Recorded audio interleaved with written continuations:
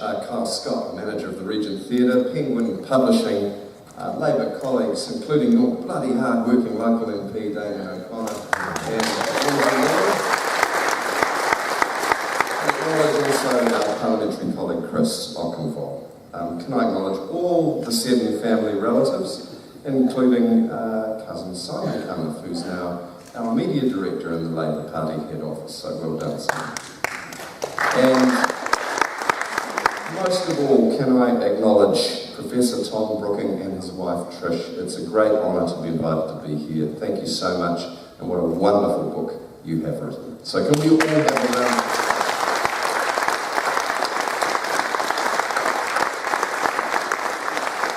Now, I have a confession to make, and politicians hate this, but I haven't yet finished it. My staff keep grabbing it off me and making me do other stuff.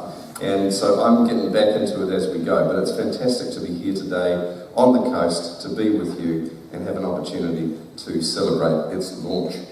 In the old days, politicians were more autocratic. Now we know that we're part of a machine and we do as we're told. I'm not sure King Dick would have said that. But I'm very proud to be King Dick's great-great-nephew, and with his legacy comes a strong sense of responsibility to pick up on some of his achievements and his ideals, and with you all, to help build a better New Zealand. It's a responsibility that I'm reminded of every time I arrive in Parliament. I see his statue, and it's a statue that as a sixth former, I think I stood on for the first time when I was in the national debating contest, and I looked up and I thought, well, I wonder if maybe one day I might end up working in this building. But I never thought I'd be here today with Tom and Trish on this wonderful occasion, so it's great to be here. Dick Seddon was born in the UK, but he was a man of the West Coast. It's only fitting that we're here in his old stomping ground to celebrate his life and launch his biography. Throughout his political career, Richard Seddon was ridiculed for putting the ordinary people first. It was a new way of politics in the colony, a politics where working people's problems mattered, and where a government had a role in improving ordinary people's lives, not just providing a sinecure for the existing elites.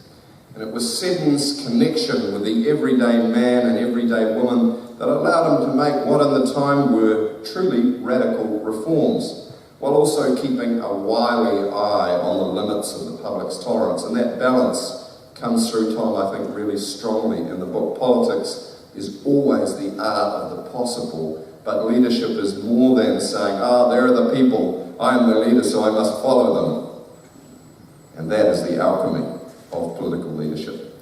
It's no surprise that the Labour movement and our Labour Party came from his people here on the coast. The Labour Party is almost 100 years old. And today, with Damien and Andrew, I had the pleasure of visiting the Runanga Miners' Hall, where, according to the Runanga folks, the Labour Party was born. But I don't want to get caught in the middle of a Runanga Blackball stoush over this one. So we're going to share that honour with the Blackball Hilton. We've had many twists and turns on the way. All broad church organisations do, in an environment of continual technology and economic change. But what never changes are our Labour values of fairness, decency, work for everyone who wants it, a warm, dry home for every family, and a decent social safety net so that everybody can live in security. I want to read you the quote from the back cover of Tom's book. The life, the health, the intelligence, and the morals of the nation count for more than riches. And I would rather have this country free from want and squalor and unemployed than the home of multi-millionaires.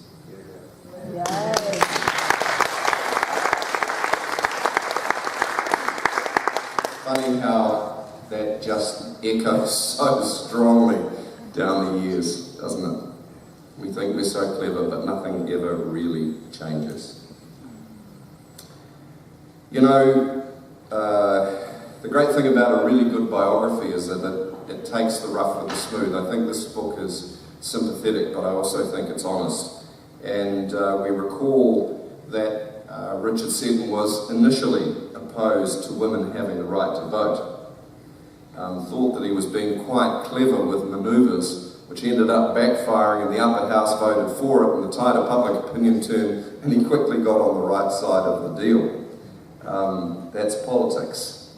But women's suffrage was one of the enduring achievements and legacies of his premiership. And it follows, of course, an honourable tradition of Kiwi blokes waking up and working out, what side the bread is buttered on. More than half a century later, we're all proud of how New Zealand led the world.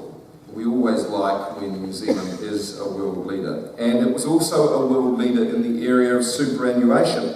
Seddon drove through the old age pension against enormous opposition, and today we can't imagine leaving our vulnerable elderly with no safety net.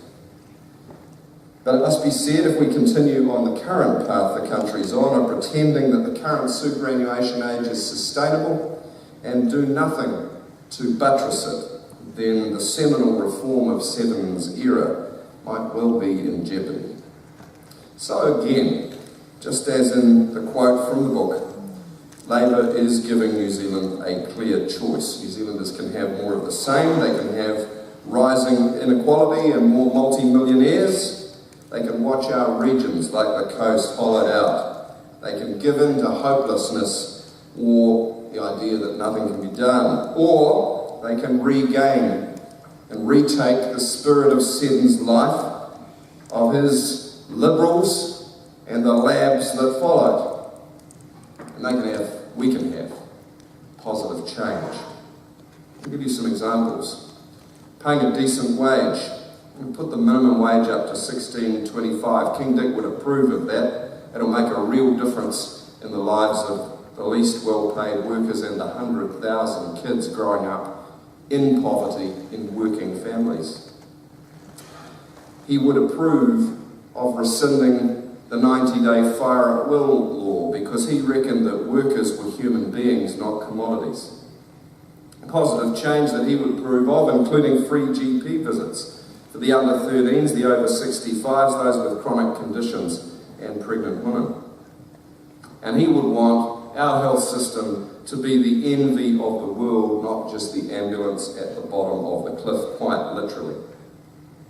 Positive change is about fixing the woeful state of rural and regional broadband. It's about having smart young people having the opportunities to be world beaters right here on the coast and not having today's grandparents becoming a Skype generation.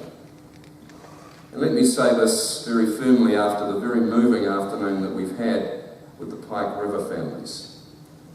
Positive change is honouring the legacy of those men and demonstrably doing everything possible to recover their remains. We think back to Brunner. We think back to Strongman. And now we think of Pike River. And just like Seddon's words echo down the years, we are reminded that successive generations have to relearn the lessons of history. We've got some learning still to do. And as Prime Minister, I will ensure that we do the right thing by the Pike River miners. That means being clear that everything that can reasonably be done to recover their bodies is done, and that decision is informed by the advice of a global panel of experts. No ifs, no buts, no tired arguments, no profit motives, just the best advice available on the planet. One thing that I'm sure of is that King Dick, if he were here, would be standing up loudly and proudly for the mining communities of the West Coast. He would know that that was the right thing to do. And as you will discover reading Tom's book, New Zealanders literally owe their pensions to the miners. Tom and fellow organisers, can I say it's truly very humbling and very meaningful to be invited here to help launch your book.